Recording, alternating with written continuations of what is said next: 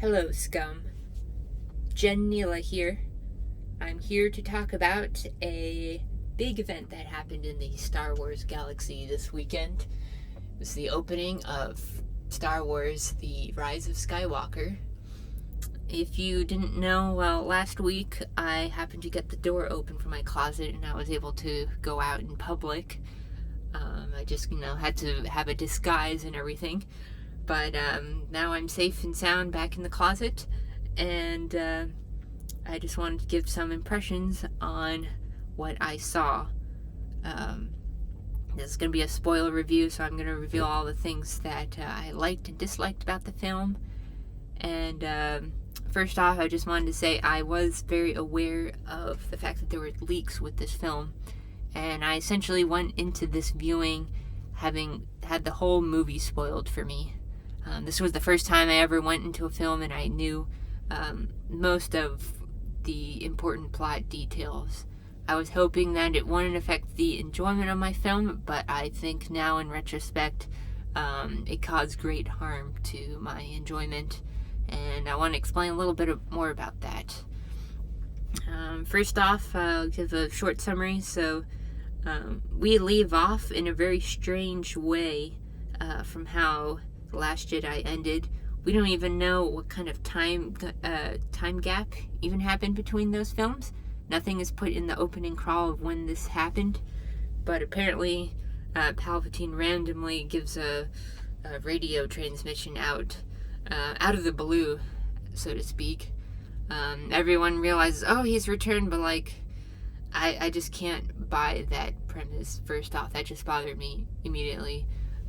That he wasn't accidentally discovered, but he just does that. I'm okay with him coming back, but I'll explain a little more about what was the problem for me. But let me start off a little more positively. Things I enjoyed, especially, was the interactions between Rey and Kylo Ren. Also, Ben Solo at the end, because he changes. Spoiler. I feel all the creative energy of this trilogy has been focused on those two, which is good, but I feel there was a lot lacking with the other characters. Clearly, Poe has had a character arc of becoming a leader, and for the most part, Finn has had a similar thing where he started off just obeying orders for tyrants, but now he helps other fighters fight against it. So he's become like a ground trooper, and I guess one of the dream things I had was that he would lead a stormtrooper rebellion, and we didn't exactly get that, but we got the next best thing, which he assisted other ex-stormtroopers who had already rebelled on their own to fight in the final battle. So I guess he got, he came round circle there, and I'm happy with that. I was also really happy that he shows himself to be force sensitive, which I think is, I just absolutely love that idea that Finn has the potential to be a Jedi. At the end of the film, potentially he could become a Jedi if he trains with Rey. If she becomes the first master, and then he's the first Padawan, so to speak, I could definitely see that happening. As long as he gets a lightsaber, if they know where to find more kyber crystals. Some other things I liked in the film was some of the script that happened, especially in the 2 points where Kylo and Rey reach their mentors, or the people in their life that was I guess you could call a father figure, or literally father. So Kylo has a vision of his father, and that's probably the most emotional part of the film for me, when he comes to terms with that who he's become now at that point doesn't have to define who he could be and what he will be. So I really enjoyed that interaction with Han Solo, meeting him. I also really enjoyed the interaction with the Force ghost of Luke Skywalker with Rey. Even like those really good nods there of him saying, that's no way to wield a Jedi's weapon when she tries to throw it away the way he did. That was a nice callback to The Last Jedi. I think a lot of people would appreciate that line who were upset with it initially. That he, explains to her, like, oh, that was wrong thinking of me. I was ruled by fear. That was good. Other things that I enjoyed, the action was fine. I think the set pieces were quite epic. But I guess I'm listing off not that many few things. So, listing off some of the core things that I liked. But now into things that I truly was not happy with. I just really don't like the idea of Rey having that kind of lineage. I don't feel she needs it. I feel the ending would have just been as impactful if she was a nobody standing up to someone with the most imperial of bloodlines, a nobody versus the Emperor. She can certainly have all the Jedi in her just as all the Sith was in him. I didn't really like that scripting very much. I know they're trying to be like poetic and everything, but it was a little bit shallow to me, some of the script in this movie. As I had an issue with that too, with The Last Jedi too. But I also was a little bit upset with some of the fake outs that happened. So for a short amount of time, Chewie is presumed to be dead. I already knew in the leaks that he wasn't dead. But even when I read the leaks, I was just completely shocked that they would depict her having Force lightning and accidentally killing him. Because, I don't know, it doesn't feel, it doesn't have the same kind of consequence as if she had actually done something bad, if it was just by accident. It didn't feel right in the moment. Then when it's just a couple minutes later, it's faked out. It's like, oh no, he didn't die. She just blew up a different ship. It feels kind of stupid, actually. I didn't like that. Although I think it's merciful that J.J. Abrams didn't have us hanging there for like 30 minutes and then reveal it later. But then the thing with C-3PO, it seems like a death when he's kind of giving up his memory there. But they also, they flip it off as inconsequential because they're like, oh, R2-D2 can restore your memory later. And that's just fine. And sure, okay. I'll be okay with that, I guess.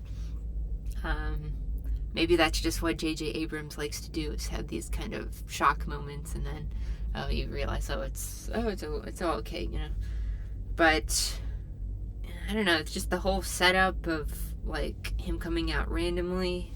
Speaking of the Emperor Palpatine. And then, I don't know, just the whole ending felt like a little strange to me. Actually, most of the film had some really weird pacing problems where I was able to understand what was going on. It wasn't flying over my head, but I wasn't very attached to what was going on. I don't know, the dagger, like, I wasn't really caring much about it. These are just, like, things. And they haven't had any precedence earlier in the trilogy. They just kind of show up, have their use, and then they're gone. That's both for the dagger and the Wayfinder. The scene where she's fighting herself, I also was kind of let down by that. I was hoping to see a lot more action from that, but oh well.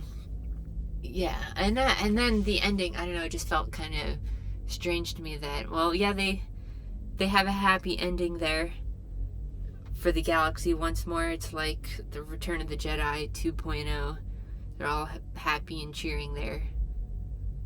But, I don't know, the stakes didn't feel so high. Like, I just knew that everyone was going to come out alive. I think it's part of the leaks gave that away. But I was kind of hoping that some of the leaks didn't reveal everything. And so, I don't know, the ending wasn't as satisfying as some people have been saying that it is for them. It just felt a little bit empty.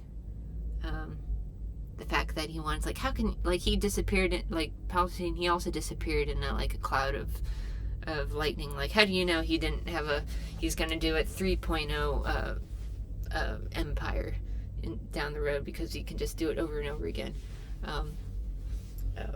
using his powers and tapping into things. But I don't know, yeah, this whole film felt really off in terms of how the pacing and the tone just felt like all over the place for me. I'm not really into Star Wars for the spectacle. I'm more into it for the mythology, the symbols, the themes, and the character developments.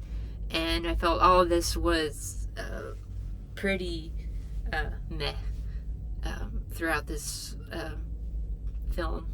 And in light of all the other films, it's equally kind of dull. That it makes all the films even cheaper somehow.